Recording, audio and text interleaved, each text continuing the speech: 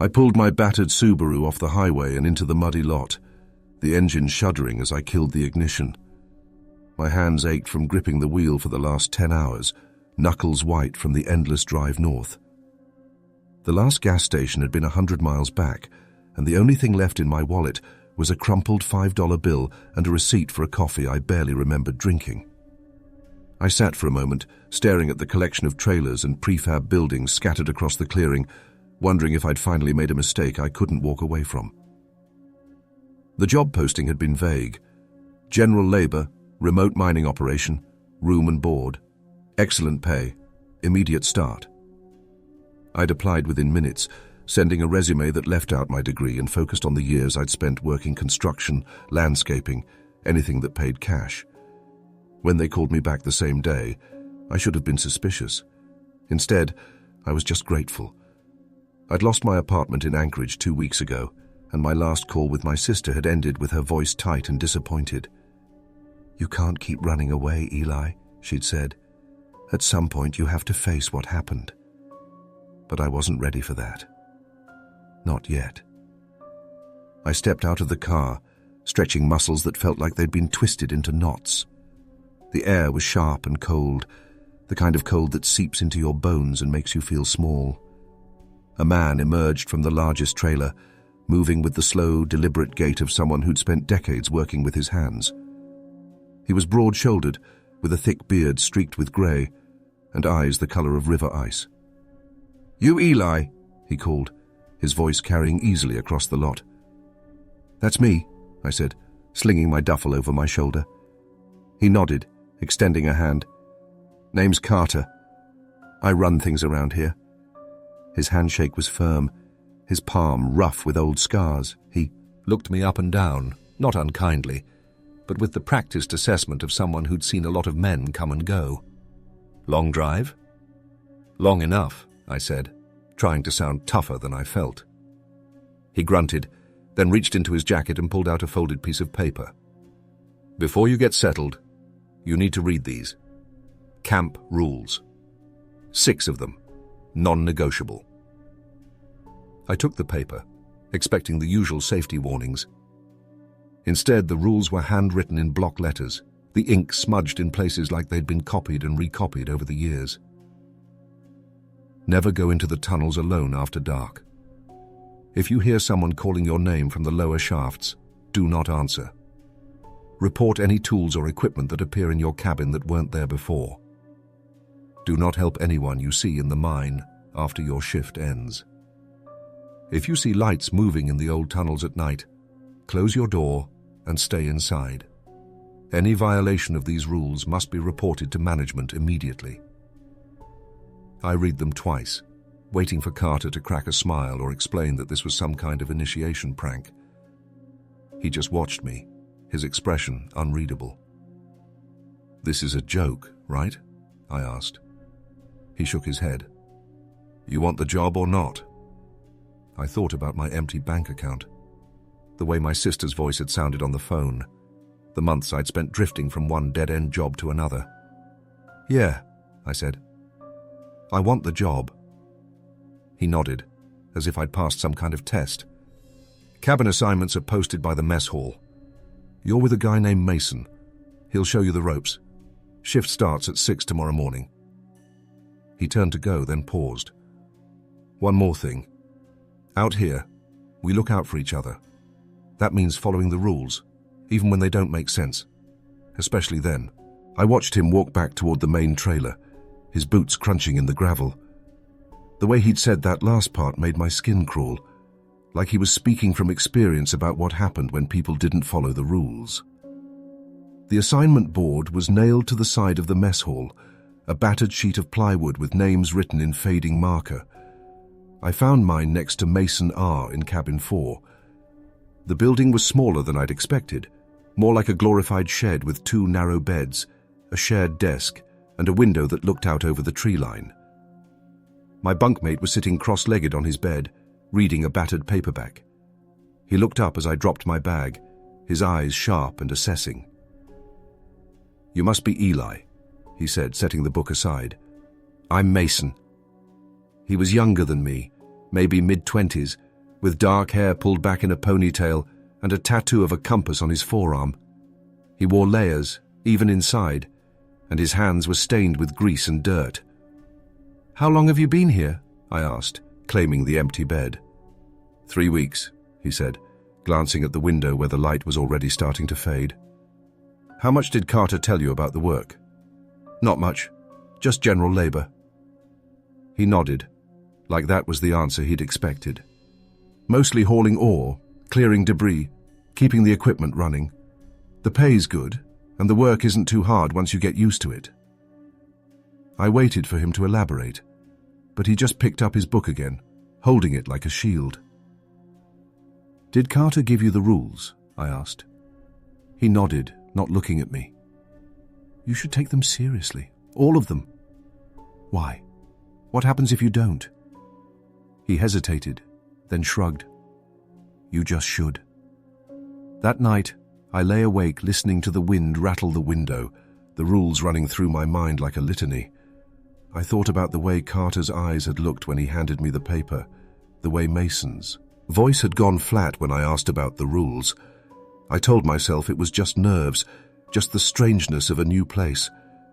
But as the darkness pressed in around the cabin, I couldn't shake the feeling that I'd stepped into something I didn't understand, and that whatever it was already watching me. The morning came too early. The sky outside our window still a deep bruised blue when Mason shook me awake. "Breakfast in 10, he said, already dressed and lacing up his boots.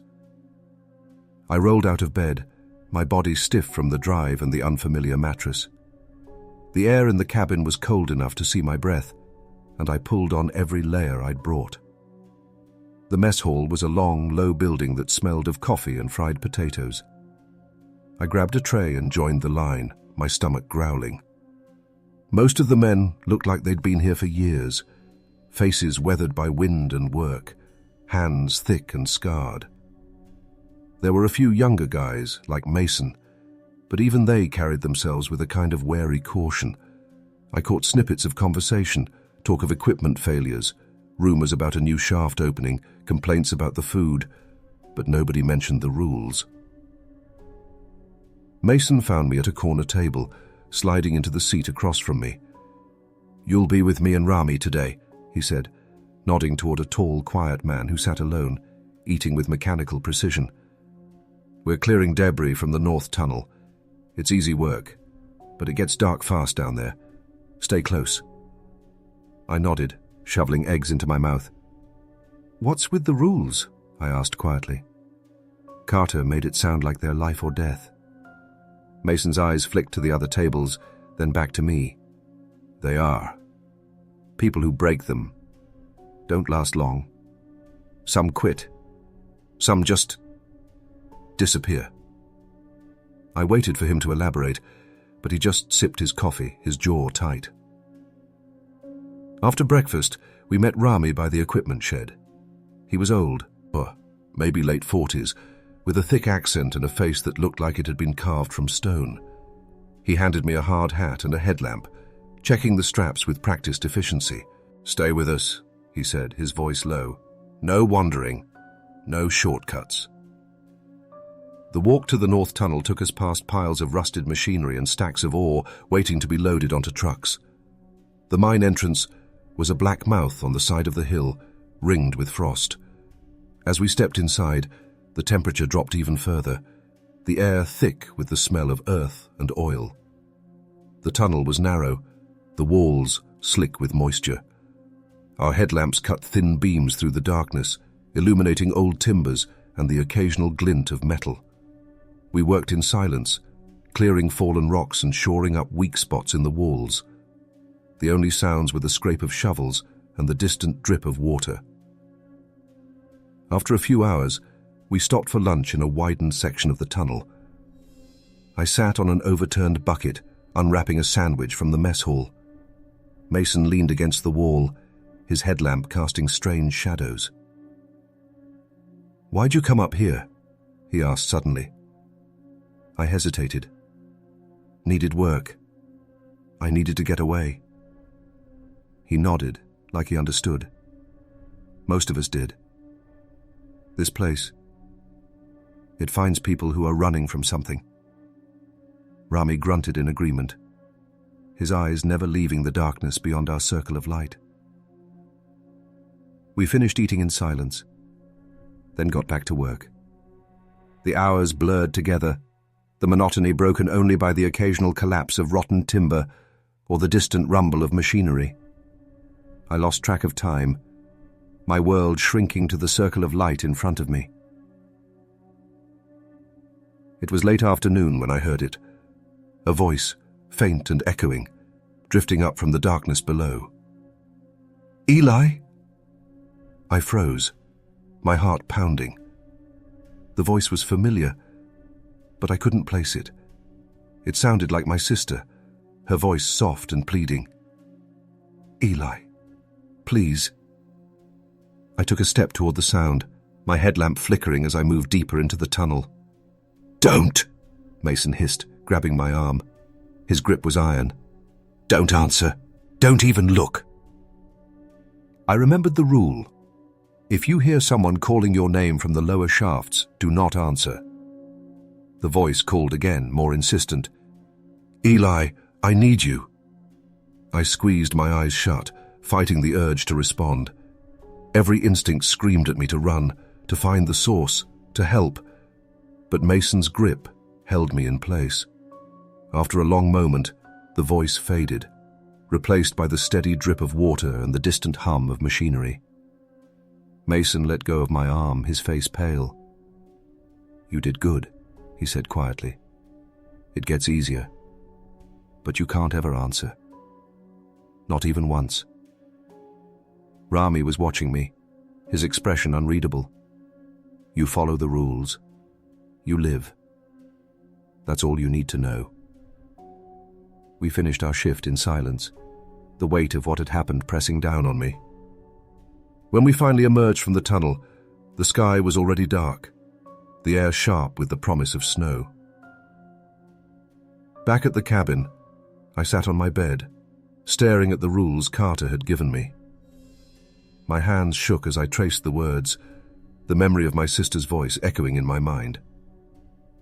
I wanted to call her, to hear her real voice, to remind myself that she was safe and far away from this place. But my phone had no signal, and even if it did, I wasn't sure what I'd say. That night, I dreamed of tunnels that went on forever, voices calling my name from the darkness, hands reaching out to pull me down. When I woke, the rules were still there, waiting, and I knew deep down that I was already changing. The next morning, I woke before dawn, the cabin cold and silent. Mason was already gone, his bed made with military precision. I dressed quickly, pulling on my boots and jacket, and stepped outside into the brittle air. The sky was a pale grey, the sun just a rumour behind the clouds. I made my way to the mess hall, my breath fogging in front of me. Inside, the mood was subdued. A few men sat hunched over their breakfasts, eyes red-rimmed and tired. Carter stood by the coffee urn, talking quietly with a woman I hadn't seen before. She was tall, with short-cropped hair and a face that looked like it had seen too much. When she caught me looking, her gaze was sharp, assessing. Mason waved me over to a table near the window. "You're with me and Rami again," he said. "We're clearing the old storage shaft today." I nodded, grateful for the familiarity. "Who's the new woman?" Mason glanced over his shoulder. "That's Lena. She's a medic. Only comes out when something's wrong." I felt a chill that had nothing to do with the cold. "Something happened?" He shook his head, but his eyes slid away from mine. "Just be careful today." We ate in silence, the tension in the room thick enough to taste. When we finished, we grabbed our gear and headed for the storage shaft. The entrance was half collapsed, the timbers rotting and slick with mold. Rami checked the supports, muttering to himself in a language I didn't recognize. As we worked, I tried to focus on the task at hand, hauling debris, stacking old crates, checking for signs of structural weakness. But my mind kept drifting back to the voice I'd heard the day before. It sounded so real, so much like my sister. I wondered if anyone else had heard voices, if they'd ever answered. A few hours into the shift, Mason called me over. "Look at this," he said, pointing to a spot near the back wall. Someone had scratched words into the wood, the letters jagged and desperate. "Don't trust the lights." I frowned. "What does it mean?" Mason shook his head. "Old warning. Some guys say they see lights moving in the tunnels at night. If you follow them, you won't come back." I remembered the 5th rule. If you see lights moving in the old tunnels at night, close your door and stay inside. Has anyone ever... I trailed off, not sure how to finish the question. Mason's face was grim. "Last winter, a guy named Tom saw lights outside his cabin. He went out to check. We found his boots by the tree line. Never saw him again." Rami crossed himself, his eyes dark. "This place is hungry," he said softly. "It takes what it wants." We worked the rest of the day in uneasy silence. Every creak of the timbers, every flicker of my headlamp made my heart race. When the shift finally ended, I felt like I'd been holding my breath for hours. Back at the cabin, I found something on my bed that hadn't been there before. A small carved figure made of bone, shaped like a man with his arms raised. The craftsmanship was intricate, the details so fine I could see the lines of the face, the folds of the clothes. I stared at it, my skin crawling. Rule 3. Report any tools or equipment that appear in your cabin that weren't there before. I picked up the figure, turning it over in my hands. It was cold and heavy, the surface worn smooth by years of handling. I thought about ignoring the rule, about tossing the figure out the window and pretending I'd never seen it. But something in me hesitated. I found Carter in his office, the door half open. He looked up as I entered, his expression unreadable. "I found this on my bed," I said, holding out the figure. He took it without a word, examining it closely. For a moment, I thought I saw something like fear flicker across his face. "Did you touch it?" he asked. I nodded, feeling suddenly foolish. "Yeah, I didn't know." He cut me off with a shake of his head. "You did the right thing, bringing it to me. If you find anything else, anything at all, you come straight to me. Understand?" I nodded, my mouth dry. He slipped the figure into a drawer, then looked at me, his eyes hard. "Don't talk about this with anyone. Not Mason, not Rami. Just follow the rules." I left the office feeling more unsettled than before. The rules weren't just superstition, they were a shield, a way to survive whatever haunted this place. That night I lay awake, listening to the wind and the distant creak of the mine. I thought about the figure, about the warning scratched into the wall, about the voice that had called my name. I wondered how many others had come here, desperate and alone, only to vanish into the darkness. I wondered if I'd be next. The next few days blurred together in a haze of exhaustion and unease. The work was hard, but it was the nights that wore me down. Every evening I'd return to the cabin, check every corner for anything out of place, and lie awake listening to the wind rattle the walls. Sometimes I'd hear footsteps crunching in the gravel outside, or the distant clang of metal from the direction of the mine, long after the last shift had ended. Mason didn't talk much, but I could tell he was on edge too. He double-checked the locks every night and kept a flashlight within arm's reach, even when he slept. Once, I caught him staring out the window, his face pale in the moonlight, watching the tree line as if expecting something, or someone, to appear. On the 4th night, I woke to the sound of someone calling my name. At first, I thought I was dreaming, but then I heard it again, clearer this time. "Eli." The voice was right outside the window, soft and pleading. It sounded like my mother, the way she used to call me in for dinner when I was a kid. My heart hammered in my chest. I sat up, every muscle tense. "Eli, please, I need you." I almost answered. The urge was overwhelming, like a hook in my chest, pulling me toward the window. But then I remembered the rule. If you hear someone calling your name from the lower shafts, do not answer. I stayed perfectly still, barely breathing. The voice called again, more insistent, and then faded into the night. I glanced over at Mason. He was awake, eyes wide, staring at the ceiling. "You heard it too," I whispered. He nodded, his jaw clenched. "Don't ever answer, no matter what." I lay back down, but sleep didn't come. I kept replaying the sound of that voice, the way it had twisted itself into something familiar, something I wanted to trust. I wondered how many others had heard it, how many had answered. The next morning, the camp was buzzing with tension. Carter called a meeting in the mess hall, his face grim.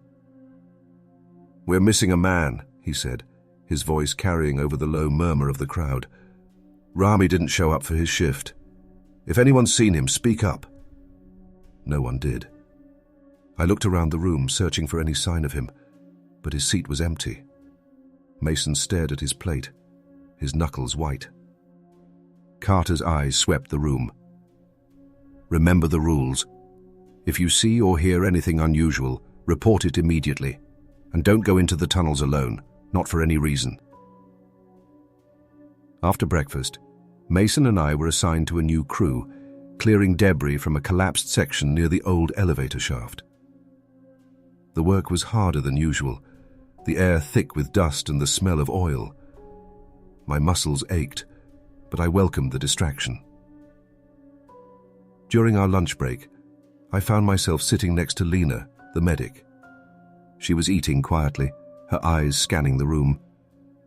"Did you know Rami well?" I asked, keeping my voice low.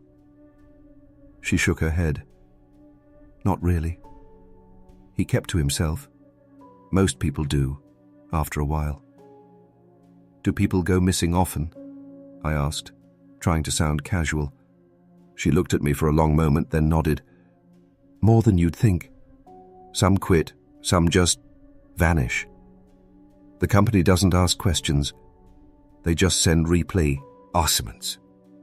I wanted to ask more, but she stood up, gathering her tray. "Be careful, Eli. This place changes people." That afternoon, as we worked near the old shaft, I found something half buried in the dirt, a battered work glove, stiff with age. Inside, I could just make out the faded initials RM. My stomach twisted. I showed it to Mason, who just shook his head. "Don't think about it," he said. "Just keep working." But I couldn't shake the feeling that the mine was swallowing people, one by one. That night, I sat on my bed, staring at the rules. I thought about Rami, about the voice outside my window, about the carved figure Carter had taken from me. I wondered if the rules were enough, or if they were just a way to keep us from asking too many questions. As I drifted off to sleep, I promised myself I'd make it through my contract, get my pay, and leave this place behind. But deep down, I knew it wasn't that simple. Because the mine wasn't just a job. It was a test. And I wasn't sure I was passing. The days grew shorter, the sun barely rising above the horizon before sinking again behind the mountains. The cold deepened, seeping into my bones no matter how many layers I wore. The work became routine, hauling, clearing, repairing, but the sense of unease never left. Every time I passed the old elevator shaft, I thought of Rami and the battered glove with his initials. I wondered if he was still down there somewhere in the dark, or if the mine had simply erased him. One evening, after a long shift, I found Mason sitting on the steps outside our cabin, staring up at the sky. The northern lights shimmered above us, green and violet ribbons twisting through the darkness.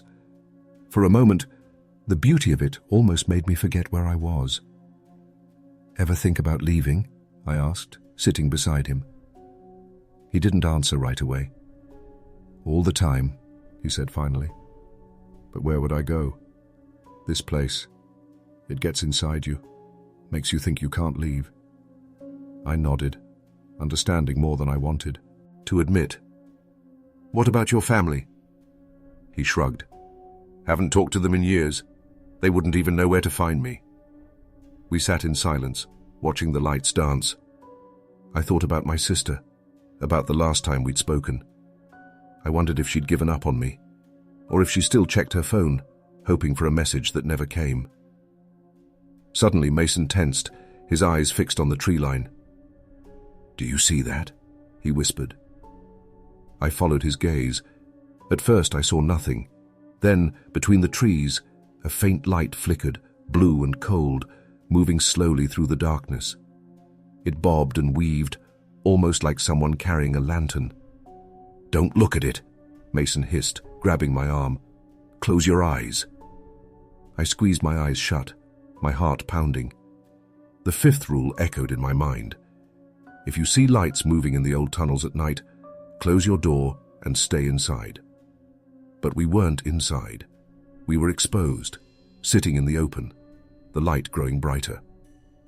I heard footsteps crunching in the snow, slow and deliberate. Mason's grip tightened, his breath coming in short, sharp bursts. Then, just as suddenly as it had appeared, the light vanished. The footsteps faded, swallowed by the night. We sat there for a long time, neither of us speaking. Finally, Mason let go of my arm, his hand shaking. "That's the second time I've seen it," he said, his voice barely above a whisper. "First time, I followed it. Woke up the next morning at the edge of the mine. No memory of how I got there." I stared at him, the fear in his eyes making my own skin crawl. "Why didn't you leave?" He laughed, a hollow sound. I tried, packed my things, started walking down the road, but every time something pulled me back, like mine didn't want to let me go. I didn't know what to say. The rules suddenly felt less like guidelines and more like a cage. That night, I locked the door and pulled the curtains tight. I lay awake, listening for footsteps, for voices, for anything that didn't belong. When sleep finally came, it was restless and filled with dreams of tunnels that twisted and turned, always leading deeper into the dark. The next morning, Carter called me into his office. He was sitting behind his desk, the carved figure I'd given him resting beside a stack of paperwork. "Sit down, Eli," he said, his tone softer than usual. I sat, my hands clenched in my lap.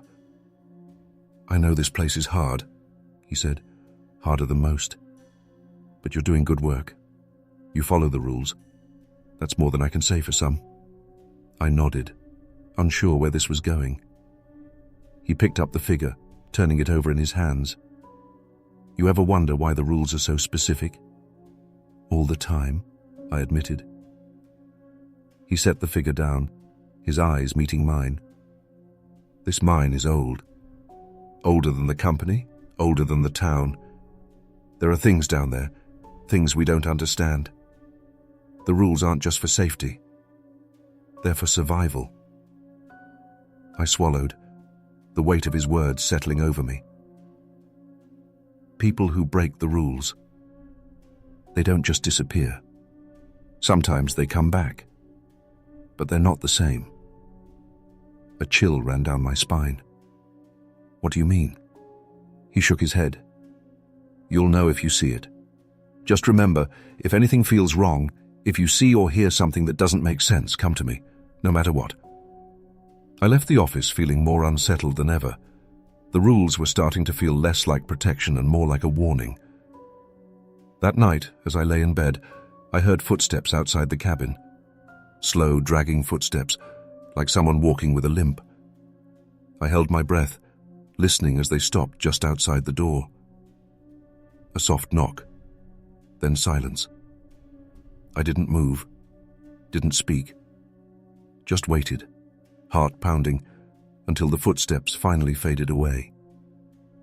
When I finally fell asleep, I dreamed of Rami, standing at the edge of the mine, his eyes empty and his mouth open in a silent scream.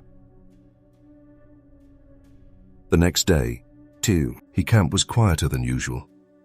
Word had spread about the footsteps outside my cabin, though I hadn't told anyone. It was just the way people looked at me, furtive, nervous, as if they knew something I didn't. Even Mason seemed more withdrawn, barely speaking as we ate our breakfast in silence. After the meal, Carter assigned us to a new section of the mine, deeper than I'd ever been before. The air grew colder as we descended, the walls slick with condensation. Our headlamps barely pierced the darkness, and every sound seemed to echo forever. We worked in a group of 4, me, Mason, Lena, and a new guy named Victor. Victor was young, maybe 19, with a nervous energy that made him fidget constantly. He asked too many questions, laughed too loudly, and didn't seem to understand the weight of the rules. As we cleared debris from a collapsed tunnel, Victor wandered off, chasing the sound of running water. Lena called after him, her voice sharp with fear, but he didn't listen. "Victor!" I shouted, my voice bouncing off the stone. "Get back here!" There was a pause. Then his voice echoed back, thin and distant. "I think I found something. There's a light down here." Mason and I exchanged a look. Without a word, we hurried after him, Lena close behind. The tunnel twisted and narrowed, the air growing colder with every step. Finally, we found Victor standing at the edge of a deep shaft, staring down into the darkness. A pale blue light flickered far below, moving slowly, almost hypnotically. "Don't look at it!" Mason barked, grabbing Victor's shoulder and pulling him back. Victor resisted, his eyes wide and glassy. "It's beautiful," he whispered. "I think someone's down there. I can hear them calling my name." Lena stepped between them, her face pale. "We need to get out of here. Now." We dragged Victor back to the main tunnel, his protests growing weaker as the light faded behind us. When we finally reached the surface, he collapsed onto the ground, shaking. Carter was waiting for us, his expression grim. "What happened?" I told him everything, the light, the voice, the way Victor had almost walked straight into the shaft. Carter knelt beside Victor, checking his pulse. "You're lucky," he said quietly. "Most people who see the light don't come back." Victor looked up at him, tears streaming down his face. "I heard my mother. She was calling for me. I just wanted to help." Carter's eyes softened, but his voice was firm. "It wasn't your mother. It never is." He helped Victor to his feet, guiding him toward the medic's cabin. "You'll stay here tonight," he said. "No arguments." As the sun set, I sat outside my cabin, staring at the horizon. Mason joined me, his face drawn. "You did good today," he said. "You saved his life." I shook my head. "I just followed the rules." He smiled, but it didn't reach his eyes. "That's all any of us can do." We sat in silence, watching the sky darken. The northern lights shimmered above us, casting strange shadows on the snow. After a while, Mason spoke. "You ever wonder what's really down there?" "All the time," I admitted. He nodded. "Me too. But I don't think I want to know." That night, I dreamed of the blue light, of voices calling my name from the darkness. I woke up with a start, my heart racing, the rules echoing in my mind. Never go into the tunnels alone after dark. If you hear someone calling your name, do not answer. Report anything strange. Never help anyone you see in the mine after your shift ends. If you see lights, close your door and stay inside. Report any violation immediately. I repeated them to myself like a prayer, hoping they'd be enough. But deep down, I knew the mine was changing me. I could feel it in the way I watched the shadows, in the way I listened for voices that weren't there. I wondered how long I could hold on before the darkness swallowed me too. The next morning, Victor was gone. His bed was empty, his things left behind. No one saw him leave. Carter searched the camp, but there was no trace. At breakfast, Lena sat beside me, her hands trembling. "He was just a kid," she whispered. "He didn't deserve this. None of us did." I looked around the mess hall at the tired faces and haunted eyes. I realized then that survival wasn't just about following the rules. It was about holding on to whatever pieces of yourself you could, even as the mine tried to take them away. And I promised myself, for as long as I was here, I wouldn't let it win. The days after Victor's disappearance passed in a kind of numb haze. The camp grew quieter, the men more withdrawn. Even Carter seemed changed, his voice softer, his eyes shadowed by something I couldn't name. Lena kept mostly to herself, tending to minor injuries, and pretending not to notice the empty bunks that multiplied as the weeks dragged on. Mason and I worked together most days, our conversations growing shorter, our silences longer. We both felt it, the mine pressing in, the rules tightening around us like a noose. Sometimes I'd catch him staring at the entrance to the old tunnels, his jaw clenched, as if daring something to come out. One evening, as we finished our shift, Carter called us into his office. The carved figure was gone from his desk, replaced by a battered notebook. He motioned for us to sit. "I need you two to do something for me," he said, his voice low. "There's a section of the mine we haven't checked since the last collapse. I want you to go in tomorrow, see if it's stable enough to reopen." Mason frowned. "Why us?" Carter hesitated, then sighed. "Because I trust you. You follow the rule, and you don't ask too many questions." I nodded, though my stomach twisted. "What should we look for?" "Anything out of place. Strange markings, new debris, equipment that doesn't belong. And if you see or hear anything too unusual, you come straight back. Don't try to be heroes." We left the office in silence. Outside, the wind howled, rattling the windows of the cabins. Mason lit a cigarette, his hands shaking. "You think he knows something he's not telling us?" I asked. He exhaled a plume of smoke, watching it curl into the night. "I think he knows a lot he's not telling us." That night, I barely slept. I kept thinking about the old tunnels, about the things Carter wouldn't say. I remembered the look in Victor's eyes as he stared into the blue light, the way Rami's glove had felt in my hand. I wondered if the mine was hungry, if it needed to take someone every so often to keep itself satisfied. The next morning, Mason and I geared up and headed for the old section. The entrance was half buried, the timbers splintered and blackened by age. We squeezed through the gap, our headlamps flickering in the gloom. Inside, the air was thick with dust and the smell of rot. The walls were covered in strange markings, scratches, symbols, words in languages I didn't recognize. Some looked fresh, as if someone had carved them only days before. We moved slowly, checking for weak spots, testing the supports. The silence was oppressive, broken only by the sound of our boots on the stone. After an hour, we found a side tunnel that hadn't been on any of the maps. The entrance was narrow, barely wide enough for one person.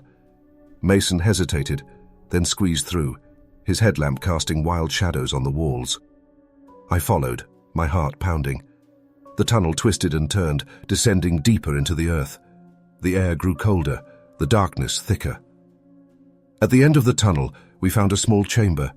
In the center, someone had arehis, a circle of stones, each one marked with a symbol.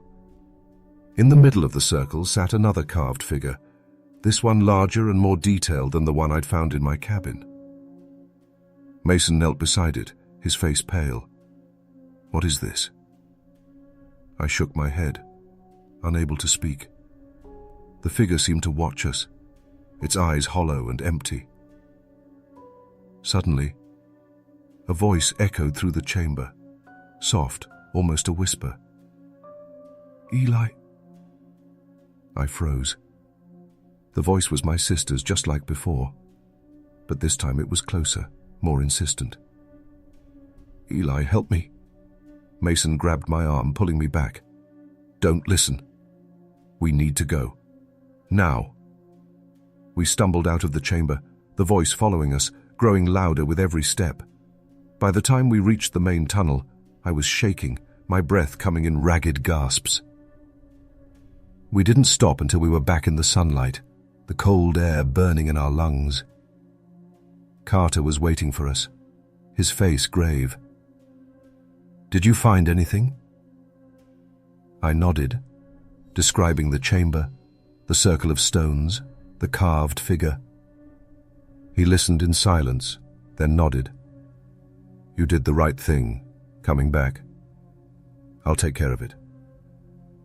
I wanted to ask what he meant, but the look in his eyes stopped me.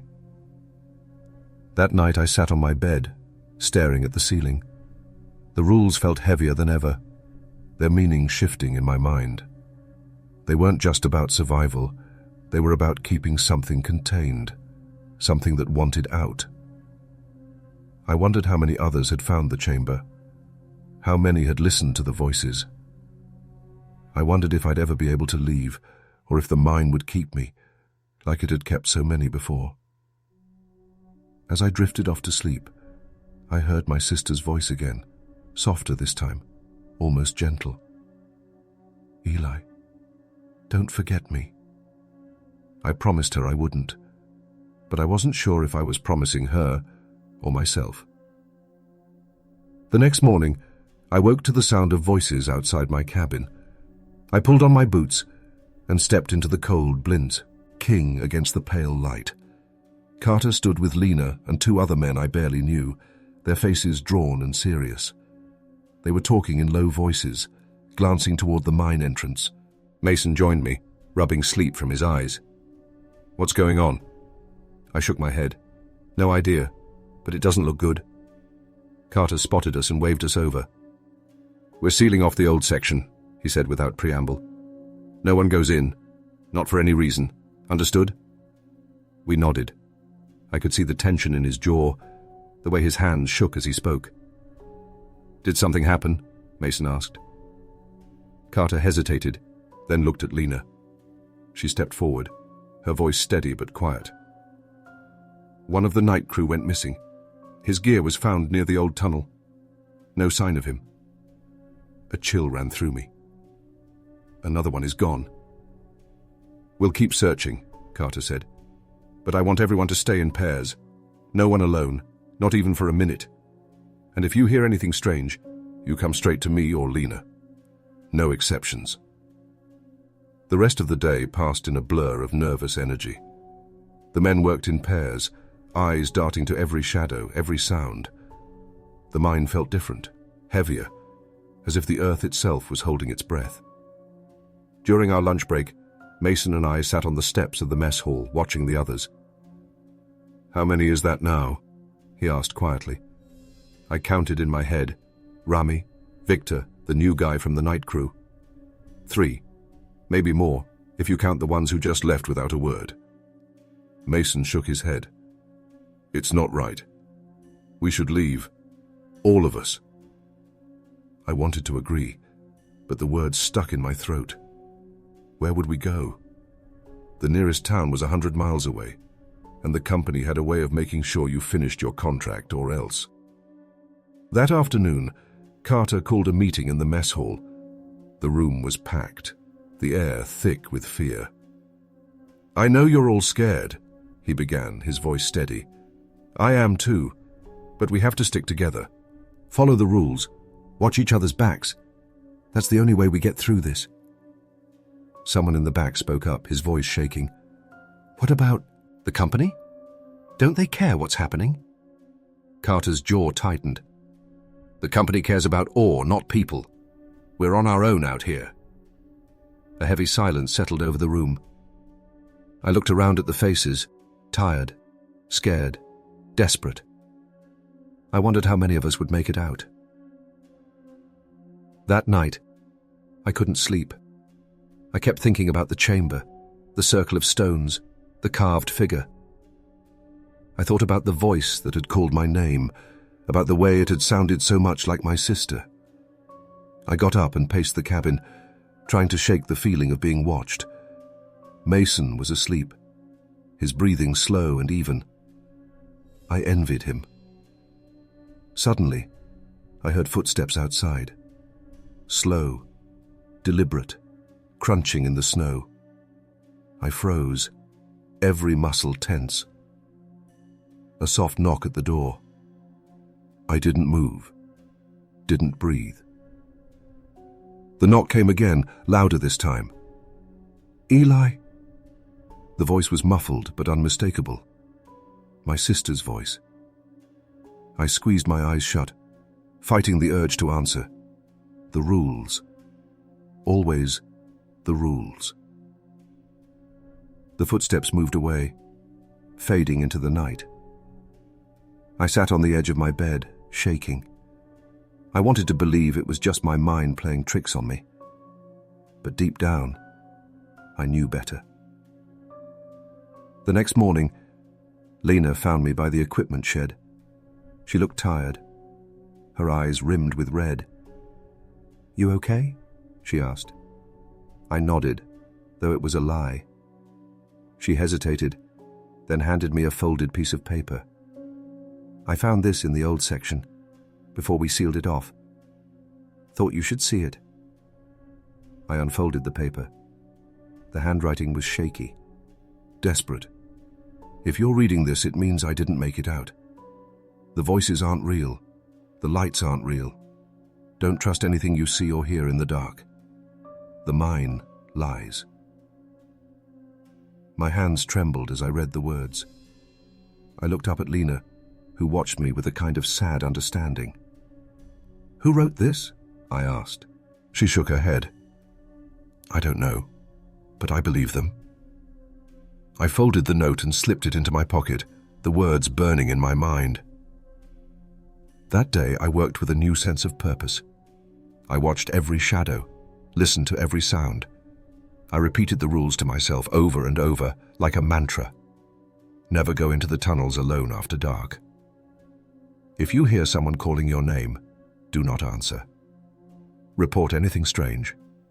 Never help anyone you see in the mine after your shift ends. If you see lights, close your door and stay inside. Report any violation immediately. I didn't know if the rules would save me, but they were all I had, and I wasn't ready to give up. Not yet.